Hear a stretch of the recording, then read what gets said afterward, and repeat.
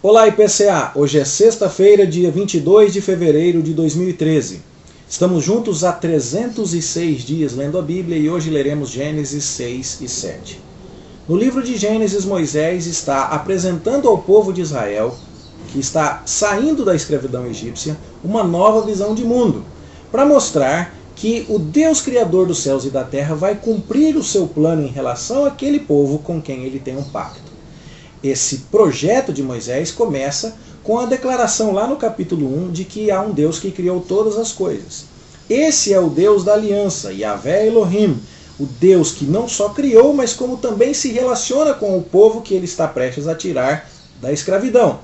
E esse relacionamento começou com o primeiro casal criado, quando Deus lhes deu ordens para preencher sua vida com significado. O mandato cultural de cuidar do mundo, o mandato social de se relacionar e de procriar, e o mandato espiritual de se relacionar com Deus.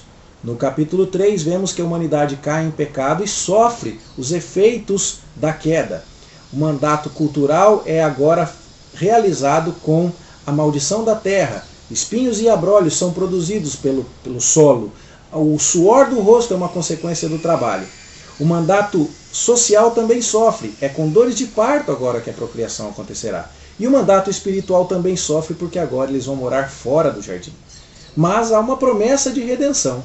Porque, embora a serpente tenha fincado suas garras na humanidade e vá produzir uma descendência dela, no entanto, Deus vai preservar uma descendência sua e um descendente da mulher, santo, vai esmagar a cabeça da serpente. Essa é a guerra que começamos a ver no capítulo 4 e no capítulo 5, quando no capítulo 4 vemos a linhagem ímpia de Caim e no capítulo 5 vemos a linhagem piedosa de Sete. Isso nos leva, portanto, ao capítulo 6, onde temos uma das passagens mais difíceis do livro de Gênesis e também de toda a Bíblia.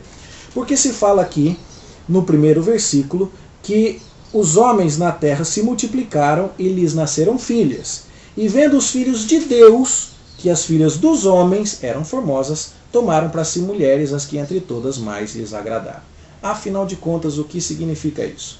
Uma interpretação cristã muito tradicional, que foi defendida por Lutero, por Calvino, entende que, à luz deste contexto, os filhos de Deus seriam os descendentes de Sete, a linhagem piedosa, e as filhas dos homens seriam as descendentes de Caim, e que, portanto, estariam se misturando as duas linhagens, a do capítulo 4 e a do capítulo 5, e trazendo uma ameaça à preservação de uma linhagem pura do meio da qual o Messias viria.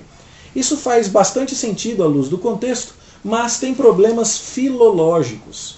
Nada no texto nos prepara para entender que filhos de Deus aqui sejam seres humanos, e que filhas dos homens sejam especificamente as descendentes de Caim. Afinal de contas, entre os descendentes de Caim não se fala de filhas, mas se fala de filhas e muito entre os descendentes de Sete. Há esse problema, portanto. Então se propôs outra interpretação, que é a ideia de que esses filhos de Deus seriam anjos. Afinal de contas, no livro de Jó, por exemplo, os filhos de Deus são um termo que é usado para descrever os anjos.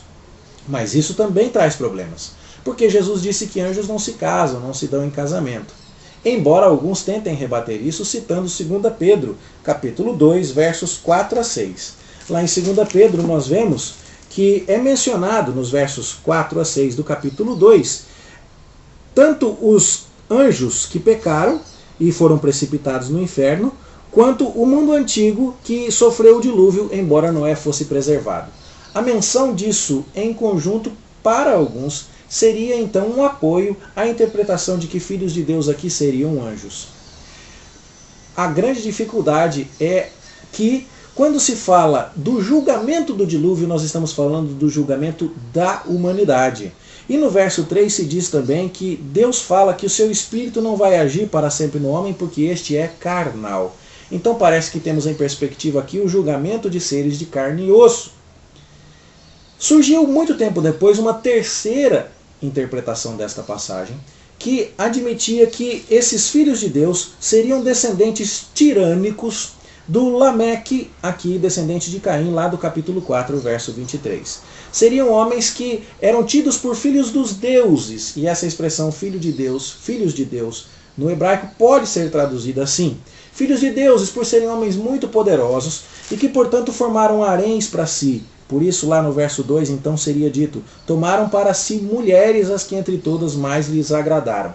Como a bigamia veio do Lameque, e como aqueles que se tornaram poderosos na terra são da linhagem de Caim, a interpretação então sugeriria que esses homens se tornaram filhos de deuses, como pessoas dotadas de poder muito grande e que começaram a formar haréns, e então que Deus tentou punir e conter tudo isso. Mais uma vez, nós temos a dificuldade de ligar esta passagem do capítulo 6 com aquela do capítulo 4, porque nada nos prepara para enxergar as coisas assim. Então, temos que humildemente admitir que não podemos ter certeza do que esta passagem significa. Mas, qualquer que seja a interpretação, e seja ela uma interpretação combinada, alguns chegam a dizer que se trata dos descendentes tirânicos de Lameque, que incorporaram espíritos demoníacos ou que foram assistidos por espíritos demoníacos, de tal forma que os seus descendentes fossem gigantes. E há interpretações sensacionalistas também de que extraterrestres vieram em naves espaciais, mas isso já foge certamente às possibilidades que nós podemos considerar. Mas o ponto é, seja como for que você interprete esta passagem, uma coisa é fato: a maldade se multiplicava na terra e Deus conteve a maldade. Deus se propôs a dizer: eu não vou permitir que a maldade cresça e sufoque o meu plano. E Deus diz: basta. Ele dá um basta muito claro no verso 3 e diz que os dias do homem serão 120 anos. Isso não quer dizer que daquele ponto para frente Deus falou: ninguém vive mais do que 120. Basta você olhar que vários homens viveram mais do que 120 anos depois do dilúvio. Não é isso que está sendo dito. A ideia aqui é que dentro de 120 anos, daquele momento em que Deus falou basta, o dilúvio chegaria. Essa ideia tem bastante apoio se você cruzar as informações cronológicas. Capítulo 5, verso 32, fala que Noé tinha 500 anos quando gerou seus filhos. Capítulo 7, verso 11, fala que Noé presenciou o dilúvio no ano 600 da sua vida. Se Deus o chamou antes disso para construir a arca e foi dando, portanto, prazo para a humanidade se arrepender nesse tempo, nós teríamos aqui então os 120 anos que estão mencionados. Deus está dando um basta. E ele dá esse basta porque, segundo o verso 6, se arrependeu de ter feito o homem na terra. Mais um problema grande aqui nesta passagem, este, no entanto, de solução mais fácil. Quando leem sobre arrependimento divino, os críticos dizem que a Bíblia não pode, como nós defendemos que a Bíblia não pode se contradizer, que aqui está um exemplo claro de contradição. Porque lá em Números nós lemos que Deus não é homem para mentir, nem filho do homem para se arrepender, mas aqui em Gênesis está dito que Deus se arrependeu. O melhor exemplo para esclarecer isso, que eu já vi, vem de 1º livro de Samuel, capítulo 15, versos 11 e 29. No verso 11, Deus fala com Samuel que se arrepende de ter feito Saul rei. No verso 29, Samuel fala que Deus não se arrepende. Qual é a explicação para isso? Nós temos que, para descrever coisas de um ser infinito, usar uma linguagem finita. Isso nos obriga a tentar descrever o que acontece na mente de Deus com um vocabulário que é insuficiente para essa tarefa. Então, em alguns momentos, tentando descrever alguma coisa que acontece na mente desse Deus infinito, nós usamos a palavra arrependimento porque é o que de mais próximo temos. No entanto, se em algum momento alguém quiser sugerir com isso que Deus ficou de consciência pesada, pensando que besteira que eu fiz, por que eu fui fazer isso, então a Escritura deixa claro para todos nós que Deus não se arrepende. Aqui então nós temos uma linguagem antropopática. E os termos aqui nos levam a sugerir que Deus estava indignado e irado por conta do pecado da humanidade e que agiu para contê-lo. Então entra em cena a terceira grande história do livro de Gênesis, no verso 9 do capítulo 6. Eis a história de Noé. A primeira história, capítulo 2, verso 4. Esta é a gênese do céu e da terra. Deus criou o cenário. A segunda história é a da linhagem, capítulo 5, verso 1. Este é o livro da genealogia de Adão. A terceira história agora, a história de um homem dentro dessa linhagem com quem Deus vai fazer aliança, Noé. História 1, Deus criou o cenário. História 2, Deus criou uma linhagem. História 3, Deus fez aliança com um indivíduo, Como dissemos já no vídeo 1, mas vale a pena relembrar, isso forma um paralelo muito claro com o que vem depois do dilúvio. História 4, paralela à história 1. Deus recria o mundo das águas do dilúvio. História 5, paralela à história 2. Deus estabelece agora uma linhagem, a linhagem piedosa de Sem, o filho de Noé, paralela à linhagem piedosa de Sete, o filho de Adão. E história número 6, paralela à história número 3. Deus estabelece a sua aliança com Abraão, do mesmo jeito que havia feito uma aliança com Noé. Aqui estamos entrando na aliança com Noé. E vemos no verso 18 do capítulo 6 que Deus estabelece a sua aliança com Noé. É muito interessante notar que há diversos paralelos entre Adão e Noé. Neste comentário da editora Cultura Cristã, que eu recomendo a você se tiver dinheiro para investir, nós temos aqui na página 153 uma lista de paralelos muito interessantes. O mundo foi criado das águas do oceano primitivo lá no capítulo 1, no tempo de Adão, e foi recriado aqui depois do dilúvio, quando as águas baixaram na época de Noé. Tanto Adão quanto Noé são homens que governaram sobre os animais. Nós percebemos isso muito claramente. Adão deu nome e Noé conduziu todos eles para dentro da arca, para preservá-los. Para os dois, Deus deu ordem muito semelhantes. Eles tinham que procriar, que encher a terra e que dominá-la. Os dois trabalharam o solo. Os dois seguiram um padrão semelhante de pecado. Adão comendo do fruto de uma árvore e desobedecendo, e Noé bebendo do fruto de uma árvore e assim se embebedando. O resultado do pecado dos dois foi nudez, tanto de Adão quanto de Noé. Os dois precisaram ser vestidos por outra pessoa. Adão vestido por Deus, Noé vestido pelos seus filhos. Um resultado remoto do pecado de cada um dos dois foi maldição sobre a sua descendência. A maldição sobre a descendência de Caim e a maldição sobre a descendência de Canaã. E nós vamos ver isso em mais detalhes depois. Porém, entre os seus filhos, há tanto juízo de Deus, como também uma mensagem de esperança.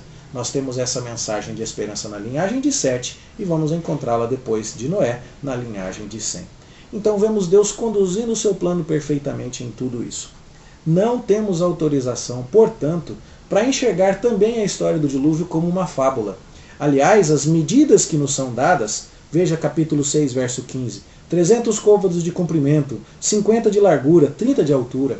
Ou as datas que nos são dadas, capítulo 7, verso 11, no ano 600 da vida de Noé, aos 17 dias do segundo mês. Tanto as medidas, quanto as datas, quanto o paralelo das histórias, nos sugere claramente que estamos falando de uma história que aconteceu. Pedro vai tomar o dilúvio, e você pode ver isso nos vídeos de Pedro, que também estão disponíveis para você aí.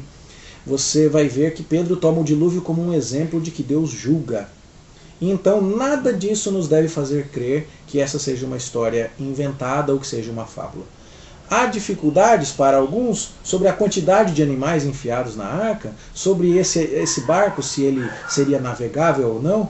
Para isso eu recomendo mais uma vez a você os vídeos do Dr. Adalto Lourenço, cujo link coloco mais uma vez aqui no vídeo e também na descrição que está logo abaixo aí da telinha que você vê dentro desta página do YouTube.